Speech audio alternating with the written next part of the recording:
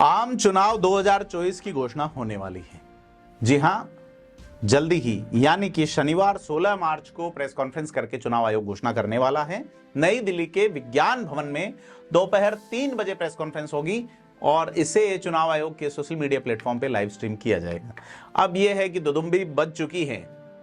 543 लोकसभा सीटों के लिए चुनाव 7 या 8 चरण में हो सकता है। इसके साथ ही उड़ीसा, सिक्किम, अरुणाचल प्रदेश और आंध्र प्रदेश में भी विधानसभा चुनाव की तारीखों का ऐलान होगा और इसके साथ ही पूरे देश में चुनाव की आदर्श आचार संहिता भी लागू हो जाएगी। एक दिन पहले ही चुनाव आयोग ने चुनाव आयुक्तों ज्ञानेश कुमार और सुखबीर सिंह संधू की नियुक्ति की है। दोनों ने शुक्रवार यानी कि आज 15 मार्च को ही पदभार संभाला है और बैठक करके निर्णय लिया कि अब बस आचार संहिता लगा दी जानी है। तो चीफ इलेक्शन कमिश्नर जो है राजीव कुमार, उनके नेतृत्व में तीनों अधिकारियों की बैठक हुई और चुनाव कार्यक्रम लगभग डिसाइड है। चुनाव आयोग ने एक तो सलाह दी है कि चुनाव प्रचार अभियान में बच्चों का इस्तेमाल नहीं करें। पार्टियों को एडवाइजरी भेज के कहा है कि बच्चों को पर्चे बांटने, नारेबाजी, पोस्टर और इससे मामले से दूर रखें, अन्यथा कार्रवाई हो जाएगी। लोकसभा चुनाव में कुल 97 करोड़ मतदाता मतदान करेंगे। दुनिया का सबसे बड़ा लोकतंत्र, 97 करोड़ वोटर जो है वो वोट करेंगे। पिछले चुनाव के मुकाबले 2 करोड़ नए मतदाता जुड़े हैं 5 साल में। तो यह एक बड़ी चीज है कि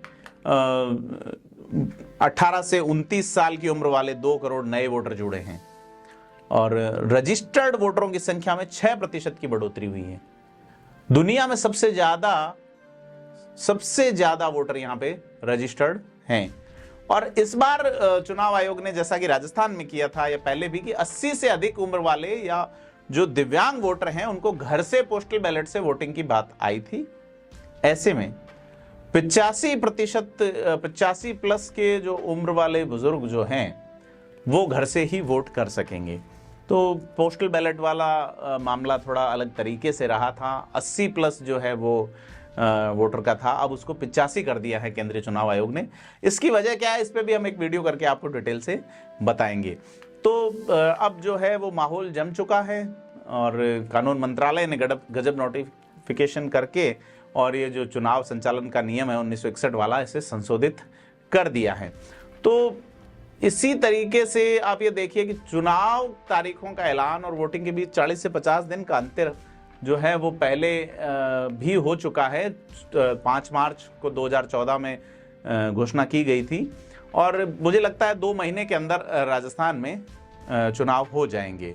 तो यह सीधे तौर पे लगता है कि चुनाव में अब देरी नहीं करेगी मोदी सरकार। जिस तरीके से उसने CAA का कानून और अपने घोड़े खोल दिए हैं और लोकसभा चुनाव कराने के लिए चुनाव आयोग ने 4 राज्यों में विधानसभा चुनावों के साथ ही करीब 3.5 लाख से ज्यादा केंद्रीय फोर्स के जवानों को तैनात करेगी। पहला बैच जो है वो रवाना भी हो चुका है 1 मार्च को और लगातार जो है वो ये जो चुनाव है इसको लेके चुनाव आयोग मॉनिटर कर रहा है और इसी के चलते भारत भर में अब चुनाव का एक बिगुल बज चुका है। देखना है कि इस बिगुल के बाद मोदी 2.0 सरकार रिपीट करती है और अगर करती है तो कितने वोटों से, कितनी सीटों से करती है। पिछली बार 303 सीटें मोदी सरकार ने लोकसभा में पाई थी। फिलहाल मोदी सरकार की 290 लोकसभा सीटें हैं।